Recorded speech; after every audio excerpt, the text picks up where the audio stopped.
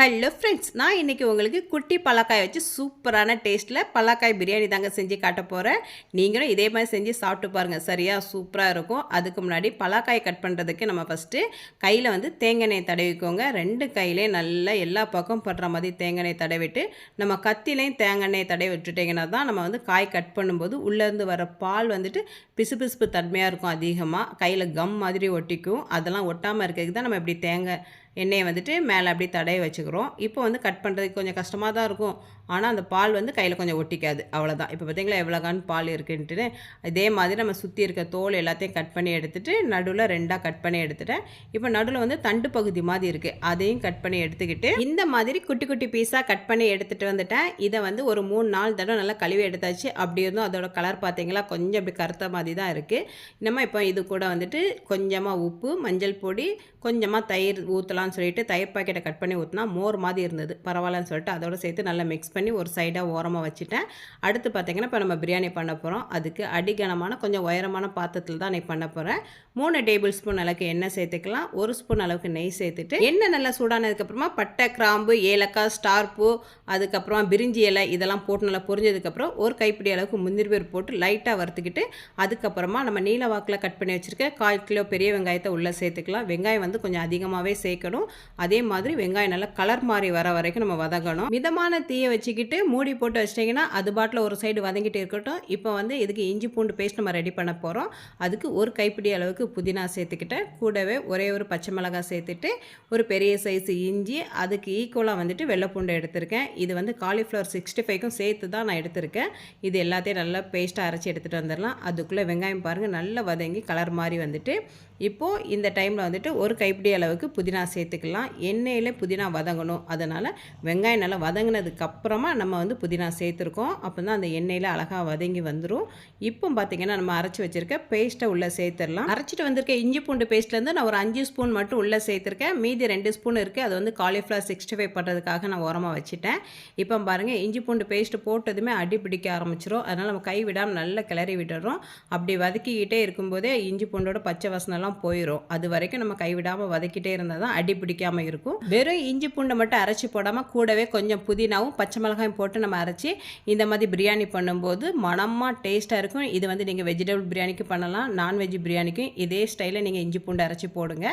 இப்போ நீல வாக்கில் கட் பண்ணி வச்சுருக்கேன். பழுத்த தக்காளி பழத்தை உள்ளே சேர்த்துலாம். தக்காளி பழம் போட்டதுமே நல்லா மூடி போட்டு வச்சிட்டோம்னா நல்லா மசிஞ்சு இதை மாதிரி நல்லா வெந்து வந்துடும். அதுக்காக நம்ம மூடி போட்டு வைக்கணும். இப்போ உப்பு, மஞ்சள் பொடி, தயிரில் ஊற வச்சுருக்கேன் பலாக்காயை எடுத்து உள்ளே போட்டுடலாம்.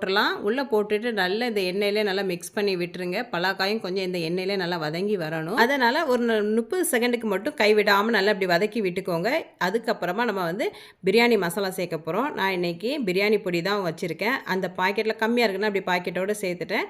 நீங்கள் ஒரு 2 ஸ்பூன் அளவுக்கு நீங்கள் போட்டுக்கிட்டால் போதும். அதோட காரமும் ஃப்ளேவரும் சூப்பராக இருக்கும்.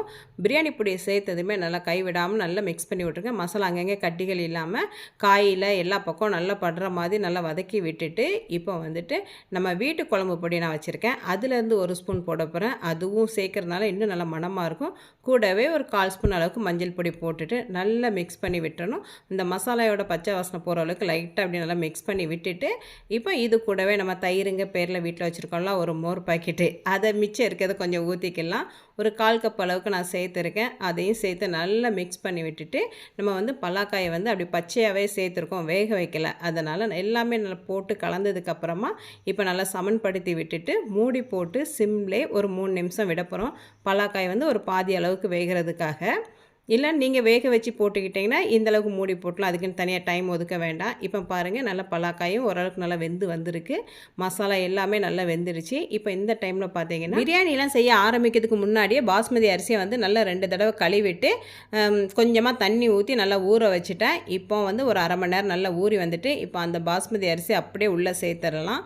அரிசியை உள்ளே சேர்த்துட்டு நல்லா மிக்ஸ் பண்ணி விட்டுருங்க. 1 கப்புக்கு நான் 2 கப்பு தண்ணி சேர்க்க போகிறேன். ஏன்னா நம்ம பாத்திரத்தில் வச்சு வேக வைக்க போகிறோம், குக்கர் கிடையாதுனால. பாத்திரத்தில் வேக வைக்கும்போது கொஞ்சம் அதிகப்படியான தண்ணி ஊற்றணும். இதே நீங்கள் குக்கரில் பண்ணும்போது 1க்கு 1.5 தண்ணி ஊற்றினீங்கன்னா கரெக்டாக இருக்கும். இப்போ அரிசியை போட்டு நல்லா மிக்ஸ் பண்ணி விட்டுட்டு நான் சுடுதண்ணி தான் வச்சுருக்கேன். 2 கப் அளவுக்கு சுடுதண்ணியை உள்ளே சேர்த்துடலாம். தண்ணியை ஊற்றினதுமே நல்லா கலந்து விட்டுட்டு சைடு ஓரங்களில் அரிசி எதுவும் ஒட்டி இருந்துச்சுன்னா அது எல்லாமே உள்ளே தள்ளி விட்டுட்டு நம்ம இது வரைக்கும் உப்பு சேர்க்கல இந்த பிரியாணிக்கு. இப்போ தான் நம்ம உப்பு சேர்க்க போகிறோம். அதனால் பிரியாணிக்கு தேவையான அளவுக்கு நான் கல் உப்பு சேர்த்துக்கிறேன். உப்பு போட்டதுமே கட் பண்ணி வச்சுருக்க ஒரு அரை எலுமிச்சை பழத்தை உள்ளே புழிஞ்சு விட்டுக்கலாம். நீங்கள் தயிர் எலுமிச்சை பழம் சேர்க்கலன்னா நல்ல பழுத்த தக்காளி பழம் கூட 2 சேர்த்துக்கிட்டிங்கன்னா நல்லா இருக்கும். அதுக்கப்புறமா ஃப்ரெஷ்ஷான கொத்தமல்லி இலை ஒரு கைப்பிடி அளவுக்கு உள்ளே இதே மாதிரி கட் பண்ணி போட்டுக்கலாம். நல்லா ஒரு தடவை கலந்து விட்டுட்டு லாஸ்ட்டாக 1 ஸ்பூன் அளவுக்கு நெய்யை வந்துட்டு அப்படி சைடு ஓரங்கள்லாம் படுற மாதிரி சுற்றி ஊற்றி விட்டுட்டு மூடி போட்டு மிதமான தீயில வச்சுருங்க. அதுக்கப்புறம் 2 நிமிஷம் கழித்து ஒரு தடவை நல்லா கிண்டி கொடுத்துட்டு திரும்ப சிம்மில் வச்சு மூடி போட்டு வச்சிட்டிங்கன்னா மணம் மணக்கும் நம்மளுடைய ஜாக் ஃப்ரூட் பிரியாணி ரெடி. ரொம்ப ரொம்ப சிம்பிளுங்க. காய்கறி வேண்டாம், நான்வெஜ் எதுவுமே தேவைப்படாது. ஆனால் ஒரே ஒரு பலாக்காய் மட்டும் இருந்தால் போதும் சூப்பரான பிரியாணி ரெடி பண்ணிடலாம். இது ஸ்கூலுக்கு பசங்களுக்கு கொடுத்து விட்டால் நல்லா விரும்பி சாப்பிட்டு வருவாங்க. பலாக்காய் நல்லா வெந்து வந்திருக்கு. கிட்டத்தட்ட ஒரு மட்டன் ஸ்வைல தான் இருந்தது. அதோட டேஸ்ட் பார்த்திங்கன்னா எனக்கும் பிடிச்சிருந்தது, பசங்களுக்கும் ரொம்ப பிடிச்சிருந்தது. ஃப்ரெண்ட்ஸ், நீங்களும் இதே மாதிரி செஞ்சு சாப்பிட்டு பாருங்கள். நான் வந்து இப்போ ஒரு பிளேட்டில் சுட சுட பலாக்காய் பிரியாணி வச்சாச்சு. அதுக்கப்புறமா வந்து காலிஃப்ளவர் 65 பண்ணியிருக்கேன், அதையும் எடுத்து வச்சாச்சு. நாங்கள் சாப்பிட போகிறோம். நீங்களும் இதே மாதிரி செஞ்சு சாப்பிட்டு பார்த்துட்டு எப்படி வந்துக்கு சொல்லுங்கள் ஃப்ரெண்ட்ஸ். இந்த வீடியோ பிடிச்சிருந்தா லைக் பண்ணுங்கள், ஃப்ரெண்ட்ஸ் அண்ட் ஃபேமிலிக்கும் இதை ஷேர் பண்ணிவிட்டு நம்ம சேனலை இது வரைக்கும் சப்ஸ்கிரைப் பண்ணாதவங்க சப்ஸ்கிரைப் பண்ணி வச்சு பார்த்துட்டு சப்போர்ட் பண்ணுங்கள் ஃப்ரெண்ட்ஸ்.